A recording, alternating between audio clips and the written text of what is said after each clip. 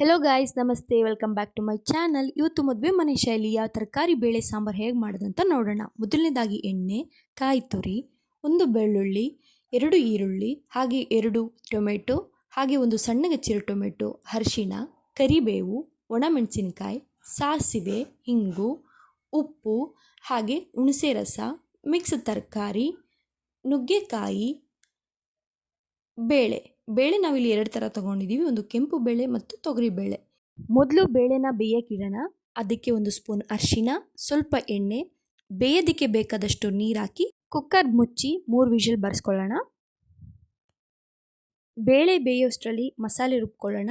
ಈಗ ಒಂದು ಜಾರಿಗೆ ಅರ್ಧ ಕಪ್ಪು ತೆಂಗಿನಕಾಯಿ ತುರಿ, 1 ಬಿಡಿಸಿರೋ ಬೆಳ್ಳುಳ್ಳಿ, ಹಾಗೆ 1/2 ಈರುಳ್ಳಿ, 2 ಟೊಮೆಟೊ, 3ರಿಂದ 4 ಸ್ಪೂನು ಮನೆಯಲ್ಲೇ ಮಾಡಿರುವಂಥ ಸಾಂಬಾರು ಪುಡಿ ಹಾಕೊಳ್ಳೋಣ. ನೀವು ಯಾವುದಾದ್ರೂ ಸಾಂಬಾರು ಪೌಡರ್ ಯೂಸ್ ಮಾಡ್ಬೋದು.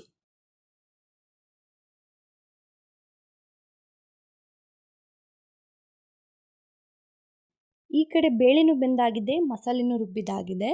ಈಗ ಬೇಯಿಸಿರೋ ಬೇಳೆಗೆ 1 ಸಣ್ಣಗೆ ಹೆಚ್ಚಿರೋ ಟೊಮೆಟೊ, 4ರಿಂದ 5 ಎಸುಳು ಬೆಳ್ಳುಳ್ಳಿ, ಅರ್ಧ ಕಟ್ ಮಾಡಿರೋ ಈರುಳ್ಳಿ, ಮಿಕ್ಸ್ ತರಕಾರಿ, ನುಗ್ಗೆಕಾಯಿ, ರುಬ್ಬಿರೋ ಮಸಾಲ, ಹುಣಸೆ ರಸ ಹಾಗೂ ಸಾಂಬಾರಿಗೆ ಬೇಕಾದಷ್ಟು ನೀರು ಹಾಕಿ ಮಿಕ್ಸ್ ಮಾಡ್ಕೊಳ್ಳಿ.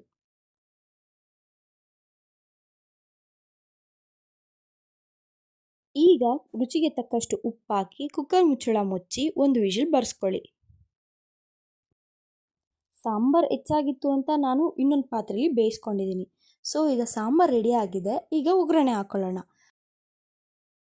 ಒಂದು ಪ್ಯಾನ್ಗೆ 1 ಸ್ಪೂನ್ ಎಣ್ಣೆ, ಸ್ವಲ್ಪ ಸಾಸಿವೆ ಹಾಕಿ, ಸಾಸಿವೆ ಸಿಡಿದ ಮೇಲೆ ಅದಕ್ಕೆ ಸ್ವಲ್ಪ ಹಿಂಗು, ಒಣಮೆಣಸಿನಕಾಯಿ, ಹಾಗೆ ಕರಿಬೇವಿನ ಸೊಪ್ಪು ಹಾಕ್ಕೊಂಡು ಫ್ರೈ ಮಾಡ್ಕೊಳ್ಳೋಣ. ಒಗ್ಗರಣೆ ರೆಡಿಯಾಗಿದೆ. ಈಗ ಸಾಂಬಾರ್ಗೆ ಹಾಕ್ಕೊಂಡು ಮಿಕ್ಸ್ ಮಾಡ್ಕೊಳ್ಳೋಣ. ನೋಡೋದ್ರಲ್ಲ ಎಷ್ಟು ಸುಲಭವಾಗಿ ಮದುವೆ ಮನೆ ಶೈಲಿಯ ಬೇಳೆ ತರಕಾರಿ ಸಾಂಬಾರು ಮಾಡ್ಕೊಂಡ್ವಿ ಅಂತ.